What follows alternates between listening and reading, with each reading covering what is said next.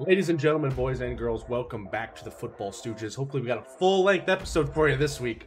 We got a lot of stuff to cover. We are going into the first of 2 weeks of the UFL playoffs. We have the championship week this upcoming week. It's a quick playoffs, but again, that can be a really cool thing to see and not a drawn-out style of it. So we got some great games to cover, some great games to look forward to, and of course, the loser punishment is rolling up. Someone who has to drink an entire 16 ounces of lemon juice for whoever has the lowest record, and it's a lot closer than you think. Some people's sphincters are a little tight right now.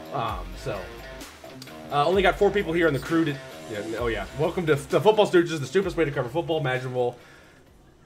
And boys, it's stupid. There we go. I'm your host as always, Lob City. We got 4 people in the studio this week, virtual studio, OBS virtual studio. Hey, if you will. Mamba is on vacation, so without further ado, he got arrested in Scandinavia. He's gone forever.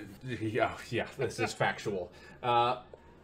First off, the Purell hand sanitizer of Football Stooges, Downer of Yingling, Goldilocks himself, Macedon. Fucking tired. It's been a long ass week. Yeah. We are recording this at 11:15 at night. Yeah. Got off work very late for myself. I had maybe 10 hours of sleep for the past 2 days. Next up, a man who looks like he's currently doing smelling salts? Gorlami? This shit ain't nothing to me, man. Oh, take a fucking hit right now. It's the Stanley Cup playoffs are on Saturday. Just fucking come on, full on. Just all right, that works too. Yep. Full on hit up. Wait, what? Oh, what? The smelling salts. Whoa! Oh man, he's into it, dude. And a man who is riding Cloud 9 currently because the Celtics won Game 1 heavily, but probably will be on Cloud 0 after they blow a 1-0 lead. It's K-Duff. Tingus Pingus is him. That's all I gotta say. He had a good game back. Yeah. See, now when I say to Gorlami, when have I ever steered you wrong? He's gonna talk about this exact moment when he nearly died on camera. Yeah, ODing on smelling salts. Yeah, that's just smelling salts you do. It's nothing else. Kristaps Porzingis. I actually look up the stats real quick because I know we're a football podcast, but we do cover sports in general here and there, and it's the NBA Finals. I'm a decent NBA fan, so No, he's the a final WNBA score, I fan. believe, was 107-89. We at one point had a near 30-point lead going into halftime. the 30 points for Luka, but he went 12 for 26. Kyrie Irving only had 12 points on 6 for 19. Not much help. Only 13 points off the bench from Dallas. Yep. Some of their bench players like Max Kleber and Derek Lively II were negative 15. PJ Washington had 14 points on 5 for 11, but 0 for 3 from the three-point line. Luka went 4 for 12 from three-point. Not horrible. And then Boston went insane. Kristaps Porzingis came off the bench, 20 points on 8 for 13 and 2 for 4 3-point. 2 for 2 free throws, good for him there. Jaylen Brown had 22 points. Jason Tatum obviously still can't decide if he wants to play basketball or ping pong. He had 16 points on 6 for 16 and 3 for 7 from 3. Yeah. Jesus Christ. Stop messaging Kobe his number after he died. If you're going to put up bullshit, dude. Holy crap. Al Horford started, and he's like 85. He put up 10 points on 4 for 8 from the field. He is ageless, and I will not take that slander. 2 for 5 from three-point. I remember watching Al Horford on the Hawks in like 2010. Yeah, he's been around the league for a while. What can we say? Drew Holiday had a good game. Derek White had 15 points and started at the point guard with Holiday. I miss him. I got something for an ageless wonder also. This is NHL. Corey Perry. He got drafted by the Ducks in 2004. He's on the Edmonton Oilers. This is the 5th time he's in the Stanley Cup Finals. And the past 4 Stanley Cup times, he's been in the losing team. So he lost when he was with Florida last year. He lost when he was with Tampa Bay when they lost to Colorado a couple years ago. He was with Montreal when they lost to Tampa Bay. He was with the Stars when they lost to Tampa Bay in 2020. Yeah. God, man. He only has 1 win with the Ducks, and that was in 2007. That's an age. And that wasn't that with the Ducks won with, didn't they have twins at that point that were like MVP No. I thought the Ducks had Sedin twins? That was the Sedin twins, yeah. That's Vancouver. I thought the Ducks had a pair of twins or brothers. I can't remember. If you're thinking Okay. of the Niedermeyer or... I've been playing NHL 24, and I got drafted to I have a Anaheim. brother that was in the league at one It point. makes me sad. All right. There's Suttons. There's a whole yeah. bunch of Suttons. And... All right. We got a decent amount to get into. A decent amount of stuff to get into, so let's go ahead and go into it, I guess. We'll start out with our crossover grid, then go into KDUF news. Let's get into it, baby. All right. So Falcon that won a Super Bowl. So nobody in 2016. Matt Ryan. Oh, wait a minute. He won the first half. Yeah. Deion Sanders. Julio Jones. Oh, wait a minute. Deion Sanders. All right, there we go. 5 rushing touchdowns. You can just do sweetness. Might as well. Can we do Doug? Won a Williams Super for the Bowl. Commanders? Okay. Yeah, Doug Williams. Might as well. Yep. There you go. Okay, Steelers, 5 rushing touchdowns in a season. We could just do the bus. Yep. Or we could have done James Conner. Yep. Or And then Baltimore Ravens, 5 rushing touchdowns in a season. I mean, might as well Let me just do try the something. running. Ray Rice. Oh, wait, no, Johnny Unitas. That Ray was the Rice. Baltimore Colts. I don't think that counts because they're the Yeah, I Indians. don't think that'll count. Or the meme, do Ray Rice. No. Or you could do Joe Flacco. Did Joe Flacco have 5 rushing touchdowns in a Elite season? Joe Flacco. Oh, in a season? Nope. yeah, Okay, if not. no. I don't know. All right, I was just do thinking the maybe. Ray Rice meme. Ray Rice. There you go. Okay. Yeah. So now Steeler and a Falcon, a Falcon. Steeler, and a Commander, then a I Falcon, want to say. a bird. Ah! Hmm. Actually, that's a No, good question. American Eagle Screech. Steelers and Falcons. Cordell Patterson? Was he a that could Steeler? work. He's Yeah. Steeler. I think Patterson Was he was a Steeler? Steeler at one point. I believe he was. Who's just Patterson? What Who the is fuck? just Patterson? 1921 to 21. Wow. Who the All right. fuck? CORDEL.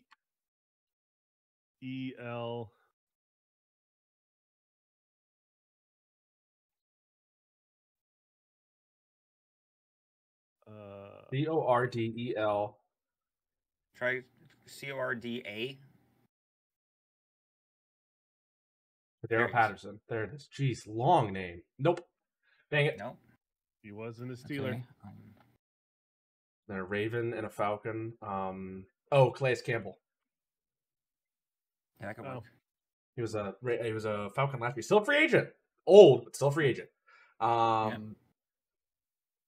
So a Raven and a Commander. Robert Oh, Griffin. Griffin III. Oh yeah, yeah.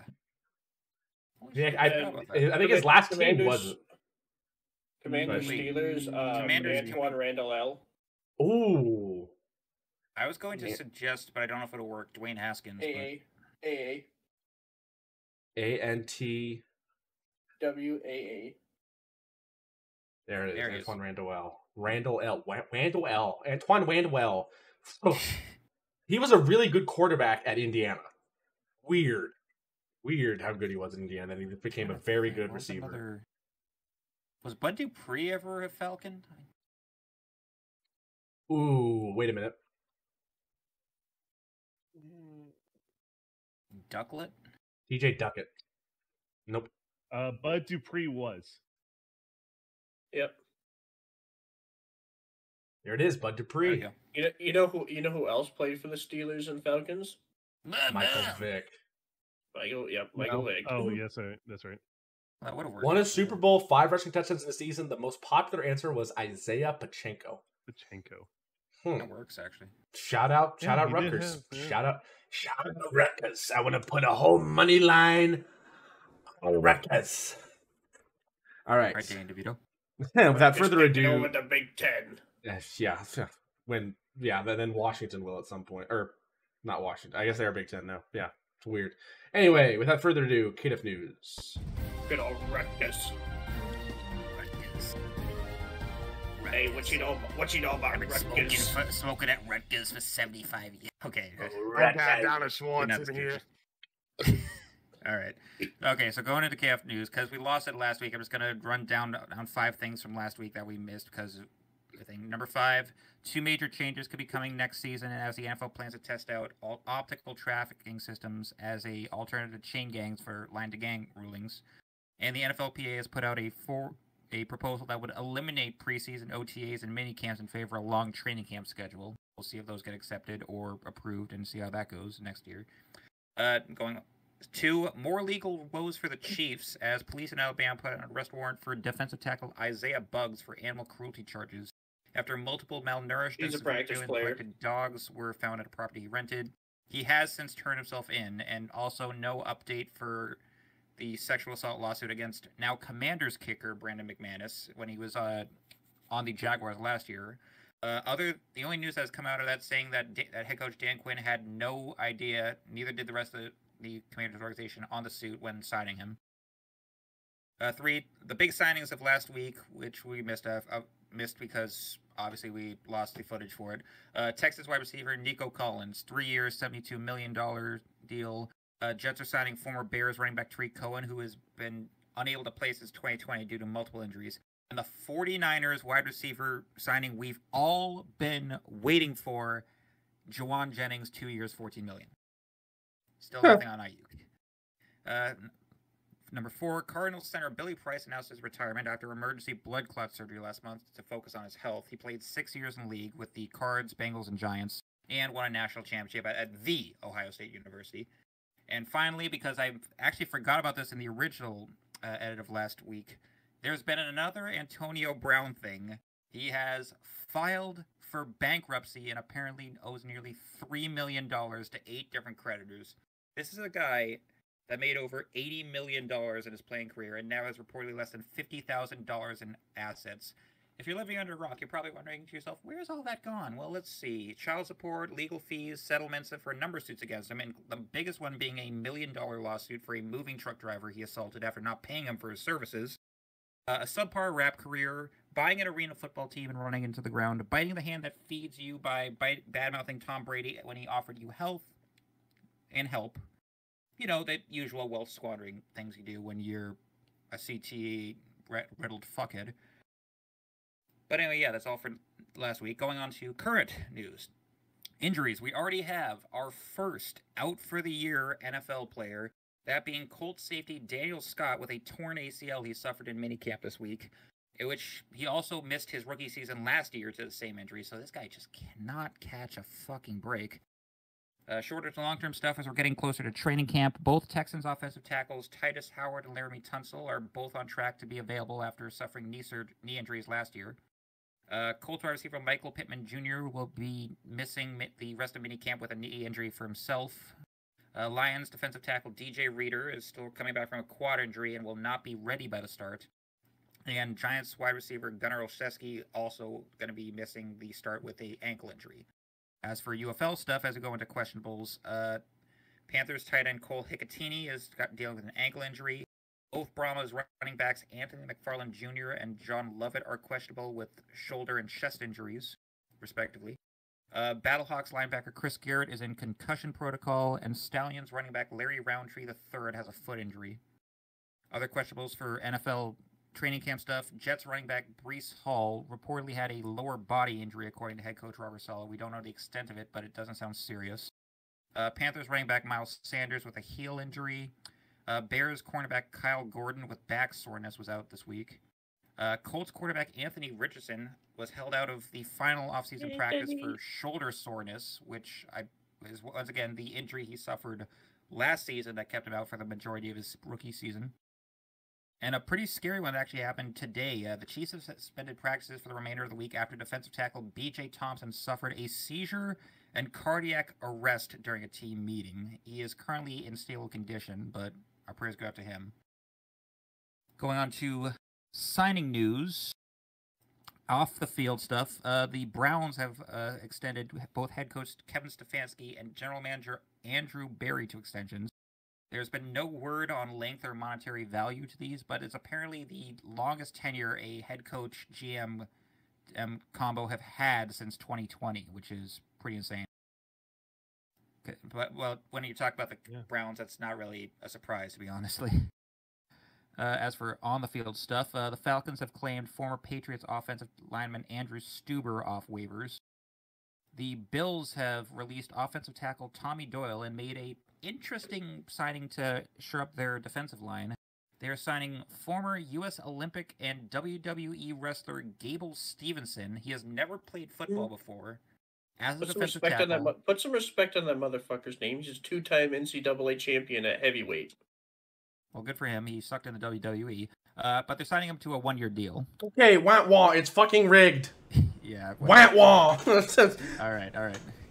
Let's see. Panthers, they're doing something that... This is the first one of these this week. They're signing a UFL player. Former Memphis Showboats wide receiver Dawood Davis is coming over to them on a 1-year deal. So good for him. Nice. We go down to the... Oh, I already got Nico Collins thing. I just don't have that set off. The Chiefs have released running back Hassan Hall and re-signed wide receiver McCole Hardman on a 1-year deal. Pretty well-deserved, considering he caught the game-winning touchdown for them in the Super Bowl. The Dolphins, after just exercising his 5th-year option the other week, they are signing wide receiver Jalen Waddle on a 3-year, $84.75 million extension, with 76 of that guaranteed. And if you thought that was the biggest one of the week, wait until we get to the one we've been waiting for from the Vikings. Wide receiver Justin Jefferson, 4 years, $140 million with 110 of that guaranteed. This is the highest paid contract for a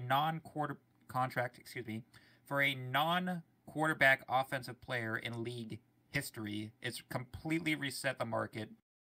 And both Jed York and Jerry Jones are just looking at us like, oh god, we're going to go bankrupt trying to keep CD and Ayuk, aren't we? Other signings, let's see. I think I have a couple more here. Oh yeah, the Pittsburgh Steelers, they're reuniting with a former cornerback of theirs, former Lion Cam Sutton on a 1-year deal. The 49ers have finally made a signing they've been waiting for from them. Running back Christian McCaffrey on a 2-year, I think $34 million deal here. Yeah, 18 and 34.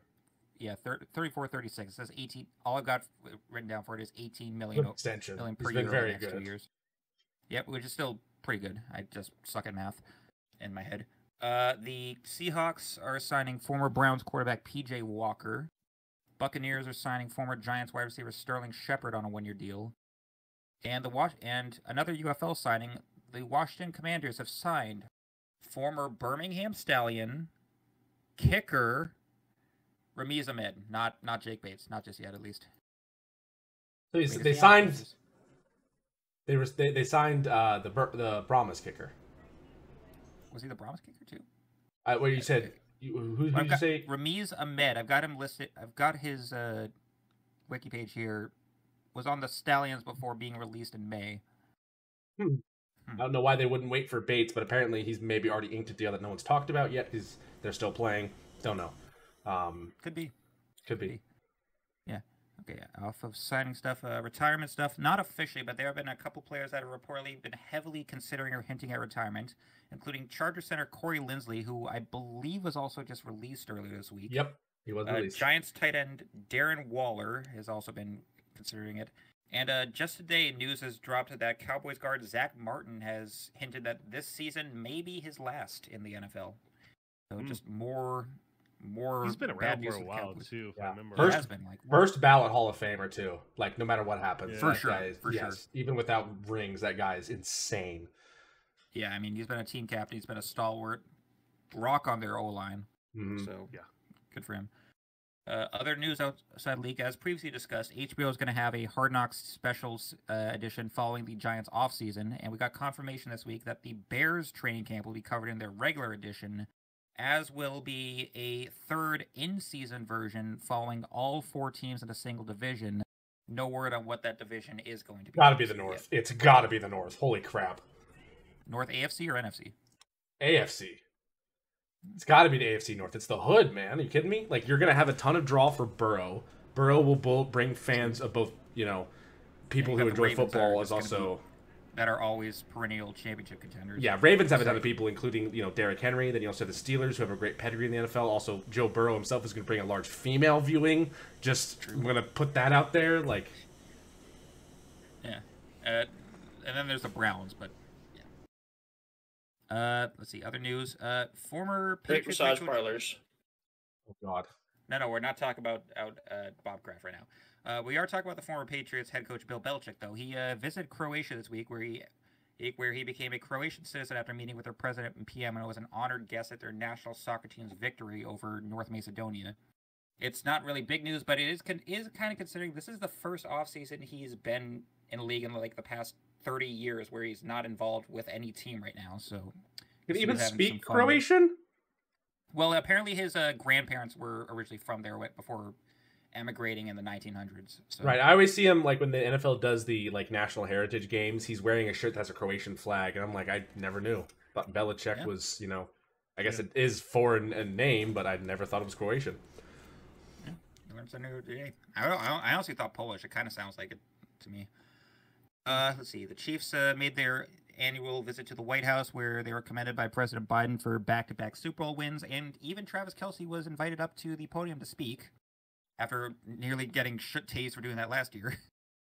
Speaking of the Chiefs, they're also weighing options apparently to not use kicker Harrison Butker on kickoffs, not because of the whole debacle about what he said at that college graduation, but it's apparently to protect him after the new rule changes for kickoffs in the NFL makes kickers more involved in tackles. So probably trying to save him and use their safety who took a couple kicks last year, right? I honestly think that this new kicking rule in the NFL is good because it's going to introduce a new position. I think KOS, kickoff specialist, is going to be a new position separate from punter, separate from field goal kicker. That is going to be guys that you're going to see coming from rugby backgrounds, coming from Aussie rules football backgrounds that don't just kick, they also hit. So I think there's going to be a big... I honestly think 20 years from now, it could be highly possible that there's 32 Australians in the league and they're all KOSs.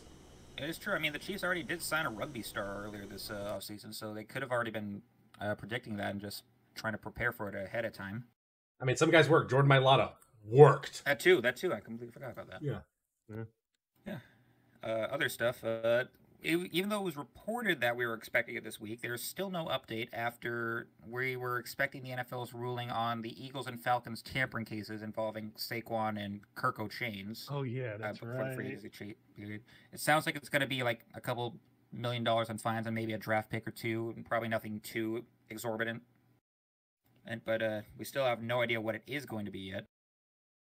Speaking of fines, a number of players have skipped OTAs and mandatory practices as off-season programs come to an end. Mainly, 49ers wide receiver Brandon Ayuk and Cowboys wide receiver CeeDee Lamb both are looking for big contracts, and both of their fines for missing mandatory team meetings and practices this week have combined to over $100,000. Which, I mean, if you're looking for contracts, that doesn't seem like the best thing to do, but I get it. I get the holdout. And another one, Cowboys linebacker Micah Parsons, who apparently is not liking the sound of the new regime. Reports came out today he hasn't said more than 20 words to the new defensive coordinator Mike Zimmer. So that does not sound good if you're a Cowboys fan. Also not good if you're a Cowboys fan, as we go into the final bit of is sad news. Former Cowboys guard Larry Allen. There he is, yep. Passed away suddenly at the age of 52 while vacationing in Mexico with his family. He played 13 seasons from 1994 to 2007 with the Cowboys and 49ers, where he ended his career as a Hall of Famer, Cowboys Ring of Honor recipient. He was a one-time Super Bowl champion, 6-time first-team All-Pro, 11 Pro Bowler, and honors for the all-decade 90s, 2000s, and 100th anniversary teams. Rest in peace to him. Big guy. Larry Allen. Super strong. One of the fastest people in the league. Probably one of the best guards of all time. Oh, yeah. He would never be overlooked again. No word on the cause of death, but still tragic. Protected Hall of Famer Troy Aikman. That's just a lot of muscle right there. For the NFL's all-time leading rusher, Emmitt Smith. Yeah. I have this guy as far as guards, best of all time. I don't think anyone was better than Larry Allen. No question there. I mean, do they have the film in here where he benched like 700? And look at him take down Sapp there, Jesus. Yeah. This is 225. Wow. Looking like it's nothing. Yeah, he was a great man, an amazing father, and he gone way too soon in his 50s. Also, extremely athletic. Look up the video of him chasing down a defensive back after an interception. Well, I think I know the clip you're talking 20 about. yards behind him and catches him. This guy was probably one of the most athletic linemen to ever play the game. Finesse, strength, whole thing. Had the whole thing. All right. Without further ado, let's go ahead and get into the UFL stats. We'll start with the two games that didn't matter. I use that term lightly. Didn't matter for postseason play. These teams are all eliminated. Roughneck Showboats. Showboats got a win on the season. This game, and I love this. I wish the NFL would actually do this with like the last week of the season, even though it would eliminate conference games or the divisional games, excuse me. But this was coming up, and it just worked out with the UFL, and they realized the two worst teams are playing in the last game of the season. So they said, we're going to put something on this. So the winner of this game gets the first overall pick next year. And it's not just the first overall pick in a snake draft. They get the first overall pick in every round for the UFL draft next year. Now, again, I do not know what the UFL draft is, where it's done, and how it's done. But at the same time, it means something. Yes, it means something. And these teams were fighting over it, tooth and nail. This was like two cats with 3 legs and shanks fighting each other in a back alley in Boston. This is UFL. Never mind. Dude, it's looking up. Yeah. No. Keep going. It's just this. Apparently, the super draft for the dispersal draft from this year. So yeah, the Roughnecks won the yardage game. 324 total yards, 256 passing, 78 rushing, but they couldn't put the ball in the end zone when it mattered and lost by 7 to the Showboats. For the Roughnecks, Nolan Henderson, 21 for 34, 235, no picks, no touchdowns, a 60% completion rating and a 119.8 or percentage and a 119.8 rating. Rushing, he was also lead rusher, 4 for 43. Kirk Merritt, 6 for 23, no touchdown. Justin Hall, 1 for 7, and Mark Thompson, 9 for 5.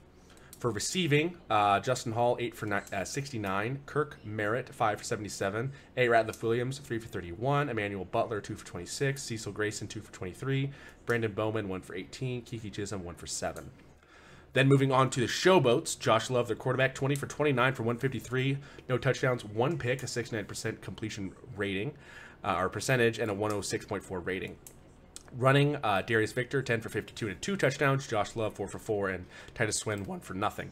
Moving on to the receiving column, Jonathan Adams, 6 for 60. Sage Surratt, 3 for 30. Vinny Papale, 3 for 28. Titus Swin, 2 for 15. Darius Victor, 2 for 9. On the ground, even though they had fewer yards, 2 rushing touchdowns compared to the 1 for Showboats. 2 the Roughnecks was an advantage for them. The Showboats had 7 tackles for losses and 2 sacks compared to the 3 and 1, respectively, of the Roughnecks. And both teams had 1 turnover. I think this came down to Houston was doing good in drives and then just really couldn't finish drives off well. They couldn't do complete drives. Well, the Showboats had a couple complete drives, scoring the ball 2 times for touchdowns, while only the Roughnecks had 1. So the Roughnecks much more inconsistent. The Showboats were more consistent this game, and therefore will have the ability to have the first overall pick in each round for the upcoming UFL draft. I don't have any news on that, but I apparently do have news on awards and the all UFL team named this year. But we'll wait for the scores to get through to. Yep, I should actually look that up. We should talk about that. I need to look that up. Sure. I'll send you the link. But Memphis actually won another game. Yeah. Oh, yep, I have it right here. Boom. Oh, woohoo. Sneak peek. Anyway, moving on to the other game that didn't matter for the off-season setup. A hell of a game. 1-point game. Renegades beat the Defenders.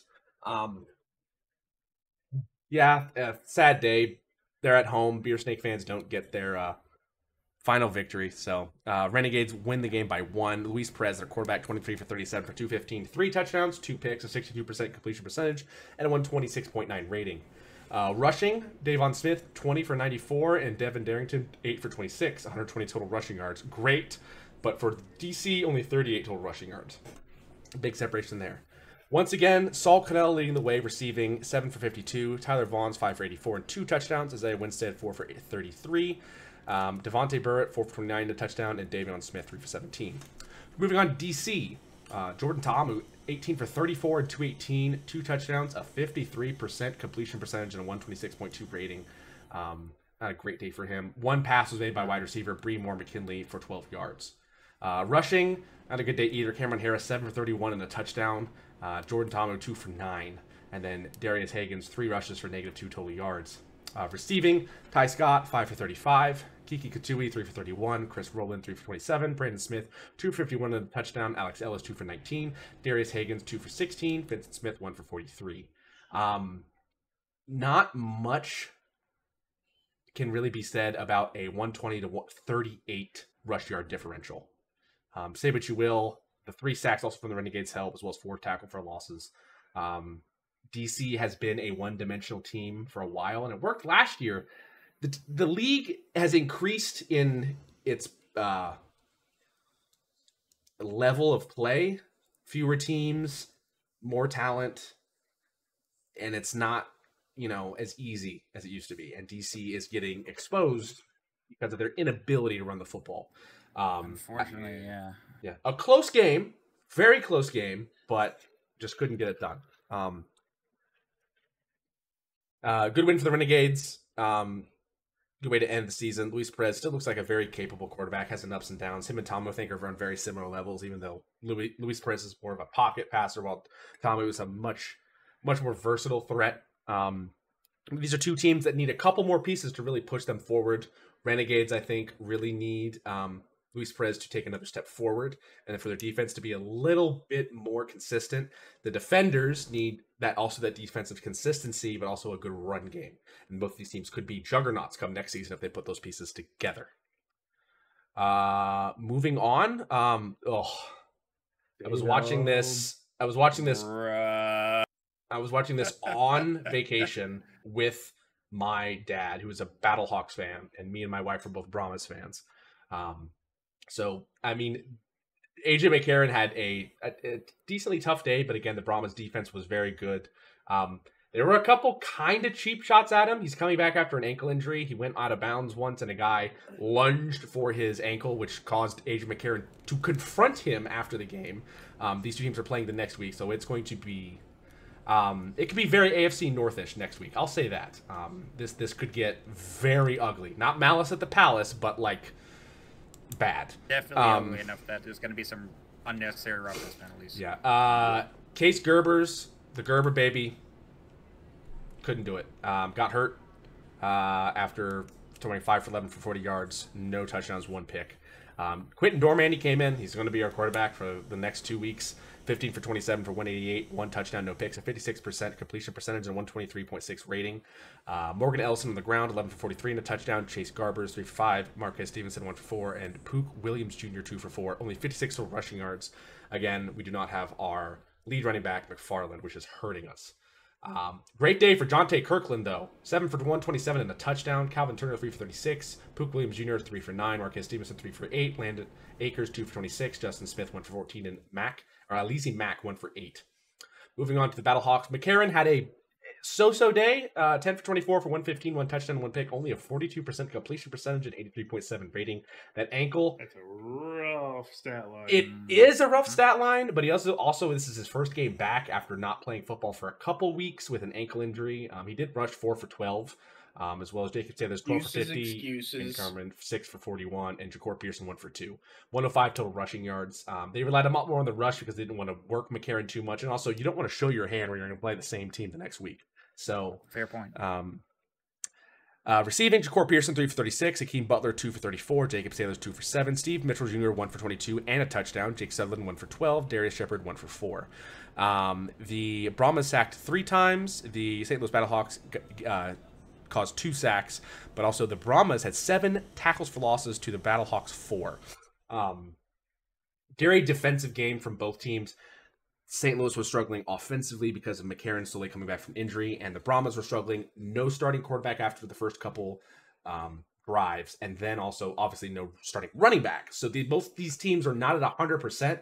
Hopefully they are going to be at least as close as they can be next week when they match up against each other in the championship game, or I guess the semifinal game, if you want to call it that. They're calling them championship games because of the conferences, but it's really the UFL semifinal. So this is going to be a good game next week. It was a good game this week. It came down to, I believe, a 51-yard missed field goal that would have won the game for the Brahmas. So it was that close to being a Brahmas victory, which means the game would have been in San Antonio. The other thing for St. Louis is if they win next week against the Brahmas, God forbid, that the championship is going to be hosted in St. Louis regardless, just because of its capacity and its fan base. So St. Louis could have a home Super Bowl or Super Junior Bowl, if you whatever you want to call this, championship game. There needs to be a name for this trophy. So we could see that. We could see St. Louis have a home championship game, which we haven't seen the NFL since the Tampa Bay Buccaneers won against the Kansas City Chiefs during the COVID year. So, True. Well, that's the only time. Oh, there was one. No, the Rams. Actually, the nearest one was actually the Rams. Too, yeah. The Rams beat the Bengals because the Bengals were, Again, Roger Goodell hates small market teams. He forced us to lose that game. Fuck him. Fuck St. Louis. Fuck L.A. St. Louis, L.A. Fuck it all. No, he's not salty. Why do you ask? Yeah. Anyway, as always, first thing we do with Michigan Panthers games is we check the special teams, and I don't think it was a great day. It was a good day, not a horrible day, but again, 1-point game. The miss at the end hurts, but again, a 39 good and a 44 good is still very good for Banks. That's why they signed Rosiza mid. Yeah. Good job. This kind of hurts. Birmingham, baby. I think one miss, we're going with the other guy. This right here, and I'll hang my hat on this. I'll die on this hill. I'll plant the flag there. If he makes this, he's the MVP. I think it is now Adrian Martinez is 100%. I haven't looked at it, so we'll see who it actually is. But I think because of this, he would have been MVP. If he would have won the game against the Stallions, got the Panthers, he would have gotten the Panthers home field advantage. However, the Michigan Panthers, because of scheduling conflicts in Ford Field, were not able to host. So this game didn't matter because it was still going to be played at Birmingham regardless because of scheduling conflicts in Detroit. I think that's bullshit. Even though I am a Michigan fan, Michigan does not let many teams play at their field. The only two teams I've known that have played there are Michigan Athletics, football, rugby, I think's played there. There's been a couple other games, like field hockey, I think. And then Slippery Rock, which is a local community college. I think the Panthers should have called Michigan and been like, look, if we win, can we use the big house? I don't know if it would have worked, but why the fuck not? Try. It's going to be warmer. It's an outdoor stadium. It's fucking huge. You're not going to fill it. But at the same time, I bet Birmingham Stallions fans would have come up and gone to that game just to be at the biggest stadium in the Western Hemisphere. So, regardless, it doesn't matter. They lost. So, kind of sad. But at the same time, Bates was that close to getting MVP, I think. For Michigan, they're down to one quarterback now. Bryce Perkins got hurt. He was in a two-man system with Danny Etling, so now it's all Etling. 16 for 31 for 194, one touchdown, no interceptions, a 52% completion percentage, and a 115.1 rating. Perkins led the way rushing, 3 for 37. Danny Etling, 4 for 36, and a touchdown. These are both quarterbacks. Their main running backs, 8 for 36 and 8 for 26. 135 total rushing yards, one touchdown from Danny Etling. Receiving, Sasoe Marner, 7 for 110 and a touchdown. Devin Gray, 3 for 30. Trey Quinn, 3 for 19. Cole Hikatuni, 2 for 18. Moving then on to the Stallions, Adrian Martinez, 14 for 28 for 163 and a touchdown, 50% completion rate percentage, and a 110.7 rating. Rushing, CJ Marble, 10 for 56 and 2 touchdowns. Adrian Martinez, 5 for 41, and Larry Roundtree III, 2 for 6. Receiving, CJ Marble, 2 for 29. Jay Sternberger, 2 for 53 and a touchdown. Kevin Austin Jr., 2 for 27. Marlon Williams, 2 for 20. Deion Kane, 2 for 14. Benjamin Victor, 1 for 12. And Amari Rogers, 1 for 4, as well as Larry Roundtree III, 1 for 4. 5 tackles for losses for the Michigan Panthers defense. 5 sacks and 5 tackles for losses to the 1 sack and 1 TFL for the Stallions. Michigan Panthers defense was balling. Sadly, it did not get them the win as the quarterback situation for them is rough. Danny Etling is going to need to take a massive step up next week if they're going to have any chance to beat Birmingham. Thoughts on this game, gentlemen? Just another close one. Yeah.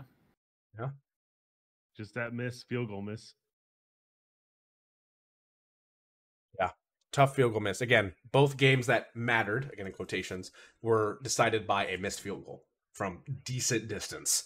So 53 from Jake Bates and a 51 for the Brahmas. Both of them missed. Both of them would be struggles for any kicker at any level of football. So yeah, let's go ahead and move on to the awards. So Coach of the Year belongs to Michigan, Mike Nolan. I think it could have been him or Birmingham head coach or possibly even Wade Phillips. Wade Phillips also as well. I mean, he went from Houston, which was good, left Houston and went to Birmingham. Birmingham was one of the... San Antonio. San Antonio, not Birmingham, sorry. San Antonio, they were one of the worst teams last year. They're now one of the best teams, and Houston went from one of the best teams to one of the worst teams. That just shows coaching mattered there. A defensive genius, the best defense in the league has been the Stallions, and it's all because of Wade Phillips' scheme. The guy is still a mastermind at how it... Brahmas. Still a mastermind at everything he does defensively. He's done a great job with this team. Going down, Mike Nolan, Coach of the Year. Special Teams Player of the Year. Chris Garrett? 14 tackles and 2 forced fumbles in special teams. Blocked a pair of punts. The PFS highest Special Teams Player of the Week 3 times. Okay, hopefully there's a kicking award too. All UFL offense, Adrian Martinez from the Stallions, Jacob Sailors from the Battlehawks, Hakeem Butler, Battlehawks, D-Wood Davis, Memphis Showboats, Marcus Mims, Michigan Panthers. Tight end, Jay Sternberger, Stallions, very good. I could see him, or just because Saul Canella is on the worst team, I could definitely see him be put above that. Guards, Zach Johnson, Stallions, and Cole Laval, San Antonio Ramas. Center, Mike Polinsky of the Battlehawks, very good center. He's done a very good job. Brahma's barely got any interior pressure because of this guy. Tackles, Jared Jones-Smith from the Battlehawks and Bobby Evans of the Renegades. Moving on to the defense, all UFL. Defensive line, Carlos Davis of the Stallions and Daniel Wise of the Panthers. Edge, Breland Speaks of the Panthers and Chris Odom of the Roughnecks. Linebacker, Tavante Bucket, who led the league in tackles for the Brahmas, and Willie Harvey of the Battlehawks. Quarterback, DeAndre Baker of the Defenders, Nate Brooks of the Panthers, and A.J. Harris of the Renegades. Safety, Panthers, Kai Nakua, related to Puka Nakua, and AJ Thomas of the Stallions. All of you special teams. Kicker, Jake Bates, obviously. Punter, Marquette King of the Renegades. That's kind of a Iowa situation. He's punting the ball a lot. Long snapper, Jordan Ober of the Panthers. I have no feedback. I'm drawing up blanks there. And returner Chris Rowland of the Defenders. An amazing job there. Have they announced Marquette King's name before from outside of the UFL? Let me see. Yeah, he was the NFL punter for the Raiders one time.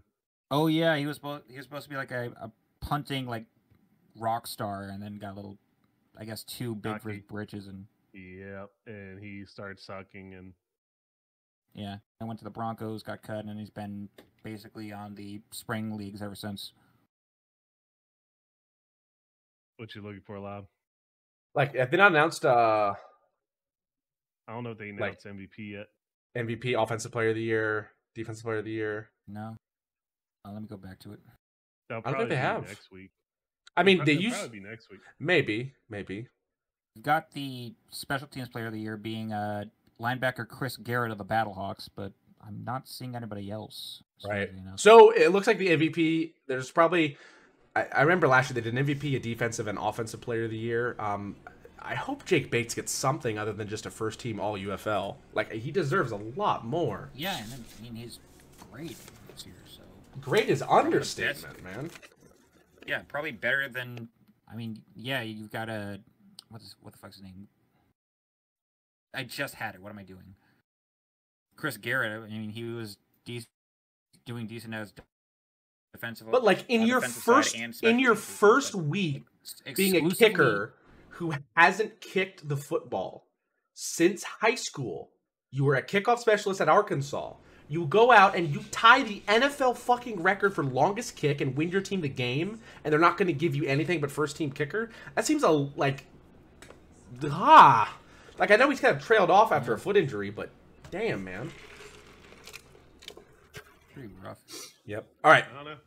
Let's go ahead and get into our predictions. Only 4 games on next week, and it's the playoffs, baby. UFL Championship playoffs. playoffs. Top teams are the home teams. Bottom talking teams about are the away playoffs? teams. So let's get into our predictions. Well, real quick, I'll show you the scores. It's going to kind of flub over everything. So let me disable this, and then we'll I'll get rid of this and we'll go back to the bracket in a second. In first place is Gorlami at 43-10. I'm right behind him at 39-10. I think if he goes 0-4 and I go 4-0 here, then I can take over. Yeah, I will, because we have the same number of losses. Yeah. Then after that, Macedon 38-10, K-Duff 34-13, and Mamba 32-16. Again, K-Duff and Mamba, depending on how they do, is going to cause the loser. Whoever has the worst record out of everyone here is going Mamba, to do. I swear to God, if you're watching this, please get pegged in both Norway and in these standings, please. Just stop. Just stop. I think. Don't let me lose 2 leagues in a row, please. I think the Please. biggest thing that we'll see here is, again, the loser is going to have to do the DC Defenders drink, which is just lemon juice, 16 ounces of lemon juice. Yeah, a lot of lemon juice. So we'll see. Yeah, we'll see how it goes. We threatened to put Malort in this, and then Mamba threatened to leave the podcast. So, yeah. So let's get to our predictions. We'll start on the left side. The Battlehawks it's St. Louis playing the San Antonio Brahmas. They obviously, again, both of these games were decided by a field goal last week. So I'm a Brahmas fan. Yeah. Call me a homer if you want, even though I live so far away from Texas. I am taking the Brahmas in this one by 2. They're going to hit that field goal this time. They got a plan to deal with McCarron just as they did last week. Wade Phillips is a genius, and defense wins championships. I'm going to have to go with the Wade Phillips likes to chokes in the playoffs when he was with the Cowboys. And also St. Louis getting pissed at, also St. Louis getting pissed at all the cheap shots against AJ McCarron. St. Louis by 3. Give me the Brahmas by 5. Give me the... Because Masson raised a very good point. Give me the Battlehawks by 4. All right. Next up, the other side of the bracket. In Birmingham, Alabama, the Stallions are hosting the Panthers. I don't think the Stallions showed their whole hand. They won the game. Also, the Panthers have Jake Bates, who seems to be on a bit of a downtrend recently. We'll see if he can turn it around. However, they have one quarterback. They're probably obviously going to sign replacements, and they have some on the backup list, but they have one guy who's played time in regular season games now. So I think with that, plus also Adrian Martinez probably going to kick it to another level coming into the playoffs, I don't think this is going to be pretty. I'm going to take the Birmingham Stallions by 10 in this one. I got to say Birmingham by 7. Give me them Stallions, baby.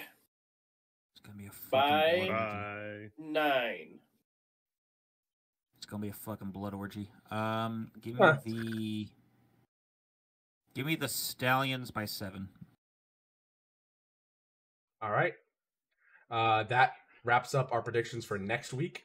Again, playoffs, because there's a little bit sort of keys to the game, I think, for each team is for the Battlehawks, McCarron has to get rolling. I know you don't want to put too much on him, but you got to give him a little bit more touches than he had, and he has to have a better performance than 10 for 24. For the Brahmas, you have to make McCarron as uncomfortable as possible. Now, don't fucking do any Sean Payton bounty gate shit, but like, you need to make McCarron uncomfortable. He knows he has an injury. Don't go for his ankle. But if he's constantly looking for a DB blitzing or a defensive lineman swimming through the offensive line, he's not going to have a good game. If he doesn't have a good game, you have a hell of a good shot because your defense is the best in the league. Moving on to the Birmingham Stallions side of things, you need to make sure that you have great production running and passing, as you always have in offense, but your defense has got to show up a little bit better than it has. The past 2 to 3 weeks, your defense has looked shit. Let's just call it how it is. You really need to make sure that you put pressure on Etling and get him uncomfortable. He's a backup quarterback. He's not going to be as ready as an EJ Perry was. For the Panthers, you got to pray that Jake Bates turns it around and that you can have an Eli Manning run out of Danny Etling, because he is a backup quarterback. You're in a tough position. And also, on top of all that, make sure defense played the same as it did the week before, where you had 5 sacks and 5 tackles for losses against the Stallions. So those are the keys, I would think, for each team going forward. This is going to be some great games. Make sure you catch them. Shoot, when are they? I kind of skipped over the actual UFL. There it is. UFL League. Yep, here it is. All right, so you got June 8th at 3 is Michigan and Birmingham, and then June 9th at 7, both of these Eastern, is San Antonio and St. Louis. 2 different days. You got both of those ready to go, and then the championship will be in St. Louis on June 16th at 5 p.m. Eastern. Can't wait for it. It's going to be a great time. And I think that is all from us now. You're right. Yeah, really nothing else to cover. Macedon Dodds another tier list. I keep forgetting. But The only thank you. comment is Muzzy saying, "Oh God, why?" Because we lost the footage. We Yeah, we already lost went the over footage. Let's hope this footage completes. Yeah. Don't jinx it. Don't jinx it. Don't We you? are Knocking literally on at the wood. end. Knocking on wood right now. Knocking on wood right now. Blue screen. I'm just kidding. Good.